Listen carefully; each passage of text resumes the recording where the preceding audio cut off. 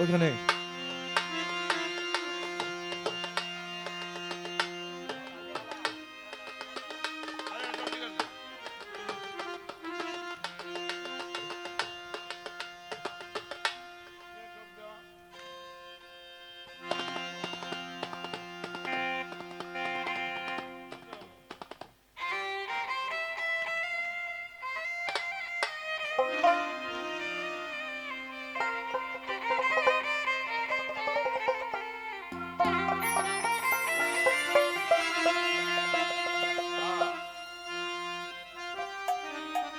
বাজান, আল্লাহর নাম কোন দোকানে বেচেনি,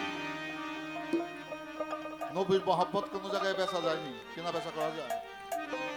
আচ্ছা, স্বভাব নামক একটা রোগ আছে। যদি ডায়াবেটিক্স হয়, ইনসুলিন অথবা ডায়াবেটিক্সের ঔষধ সেবন করলে তার চিনির মাত্রা, শর্করার মাত্রা কমে যায়। কথা সত্য না মিথ্যা? জ্বর হইলে প্যারাসিটামল খাইলে সারে। আমার শহরে একটা সাইক্লিন ক্যাপসুল বা হায়ার অ্যান্টিবায়োটিক ক্যাপসুল ওষুধ গ্রহণ করলে আমার সব ভালো হয়ে যায়। কিন্তু বাজান, কারো যদি স্বভাব নামক কোনো ব্যাধিতে আক্রান্ত হয়, এই ব্যাধির চিকিৎসা কোনো হসপিটালে ডাক্তারের বাবার সাধ্য আছে করতে পারবে? করতে পারবে না। তবে এই স্বভাব নামক যে ব্যাধি, এই ব্যাধিরও বাজান ডাক্তার আছে। সেই ডাক্তারটা কেমন? পারস্যের একজন দার্শনিক, তার নাম শেখ সাদি। তিনি বলেছেন, এক জামানা সাহাবাস সালে তাওয়াতে বেরিয়া শত সহস্র বৎসর ইবাদত করে মানুষ যাহা অর্জন না করতে পারে, পরিবর্ধন না করতে পারে, আল্লাহর ওলিয়া উলিয়ার দরবারে আল্লাহর ওলিয়া উলিয়ার সাথে যদি সে একটি রাত্র যাপন করে, তার শত বৎসরের ইবাদত সে বেশি অর্জন সে করতে পারে। তাইলে বোঝা যায় এখানে একটা ব্যবস্থা আছে। একজন চোর আউলিয়া হয়ে যায়, একজন খুনি আল্লাহর আউলিয়া হয়ে যায়, যদি একজন প্রকৃত আউলিয়ার সঙ্গ সে করতে পারে। তো কবি নজরুল বলেছেন, কামুকের কাছে গিয়ে কখনো প্রেম শিক্ষা গ্রহণ করা যায় না।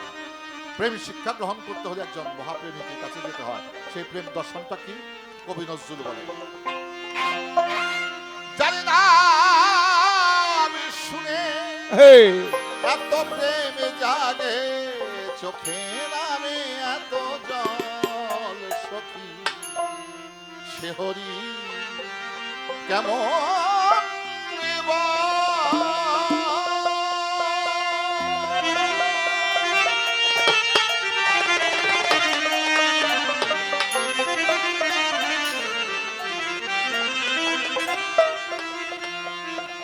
আমার শেফালি যখন গান গায় বান্দারির শানে, আমি খুব মন দিয়ে শুনতেছিলাম। এই গানের কথায়, সুরে, তালে শুধু দেহটাই দূরে না, অন্তর আত্মাটাও দূরে।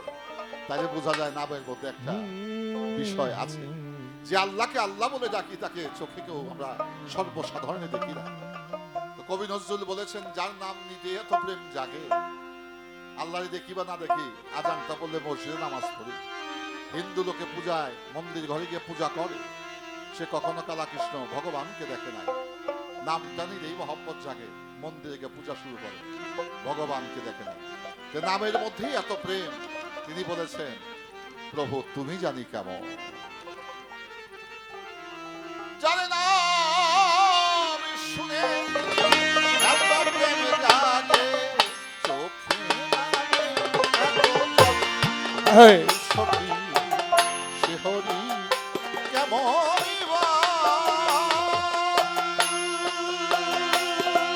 যার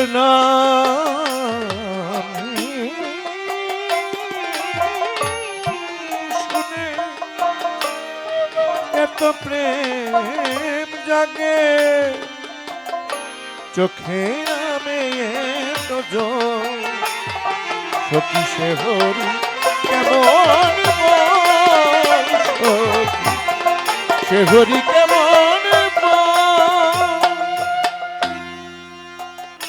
সে কি আসে পৃথিবীতে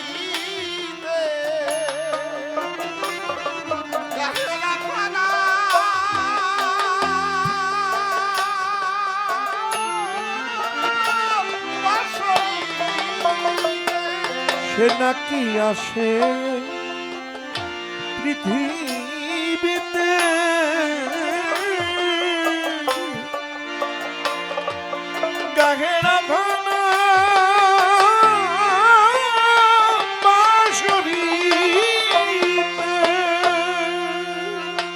সে কি আসে পৃথিবীতে গাহে রাখারা বাঁশরীতে। ও সে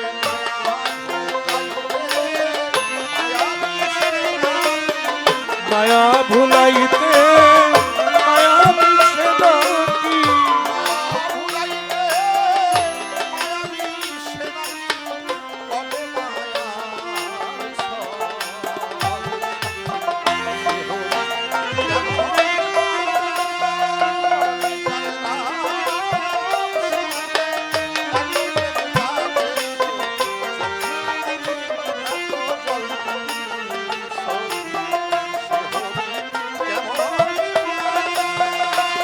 না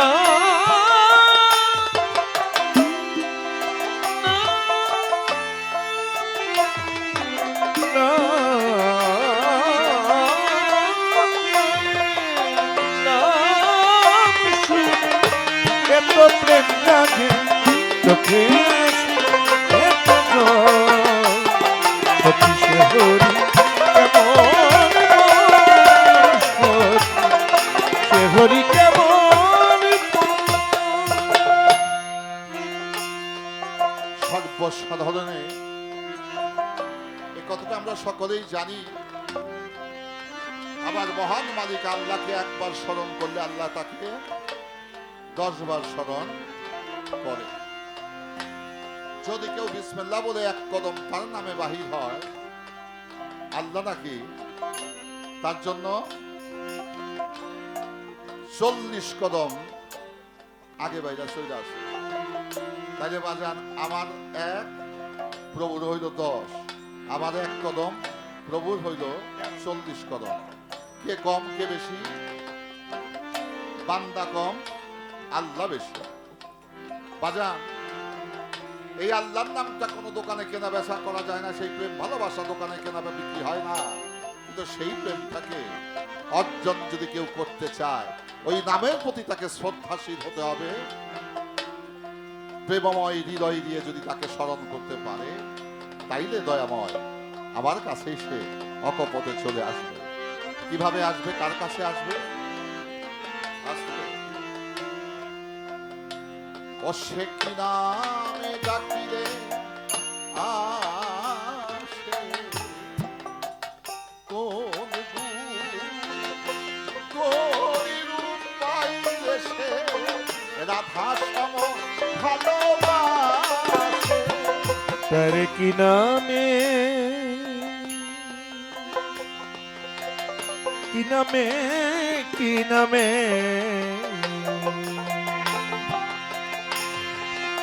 কি নামে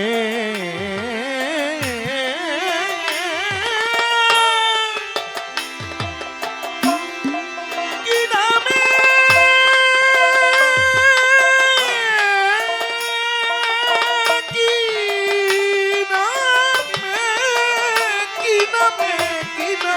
কি নামে তারে কি নামে ডাকিলে আসে, দিশা কোন রূপ পাইলে দয়া ভক্তকে ভালোবাসে। সখী শুনেছি সে নাকি কারো, চলে গেলে সে সখী শুনেছি সে নাকি কালো।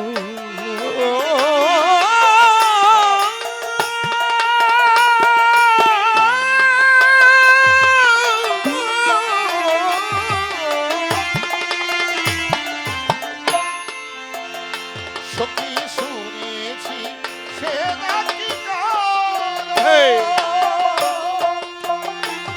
জানে কেমনে সে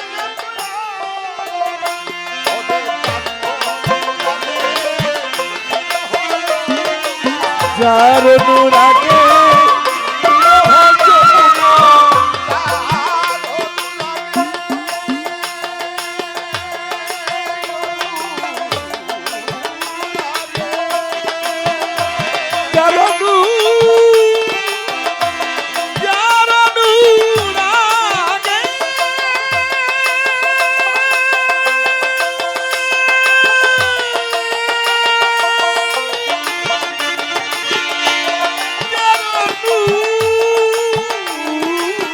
অনুরাগে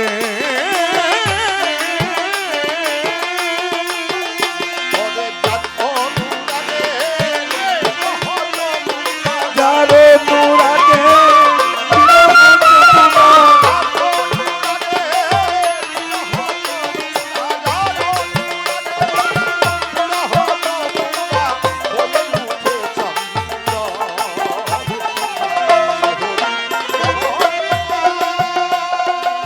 নাম শুনে এত প্রেম জাগে, নাম শুনে এত প্রেম জাগে, চোখে নামে এত জল।